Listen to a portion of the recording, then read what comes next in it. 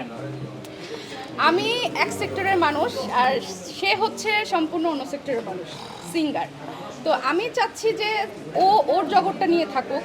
আর সারা জীবন তো নায়িকারা এক জায়গায় থাকে না, একই যে নায়িকা সারা জীবন করে যাবে সেটা কিন্তু থাকে না। আমিও চেয়েছিলাম যে আস্তে আস্তে আস্তে হয়তো বা আমার এই ক্যারিয়ারটা, নায়িকার ক্যারিয়ারটা আস্তে আস্তে মানে শেষের দিকে আসবে। তো তার আগেই বলছে যে সবাই সিনেমা করার জন্য এই এই সব কিছু মিলে আমি চাচ্ছিলাম না যে আমি এক সেক্টরে শেয়ার আমি নিজেও অনেকবার বলেছি আপনাদেরকে যে আসলে হিরো হওয়ার জন্য না অনেক কিছু প্রয়োজন, যেটা আমার মধ্যে নাই। আমি যে জায়গাটায় আছি সেই জায়গাটা অনেক সম্মান আছে আমার জন্য, এবং কি ওইটাই আমার ট্যালেন্ট, এবং আমি ওইটা নিয়ে থাকতে চাই।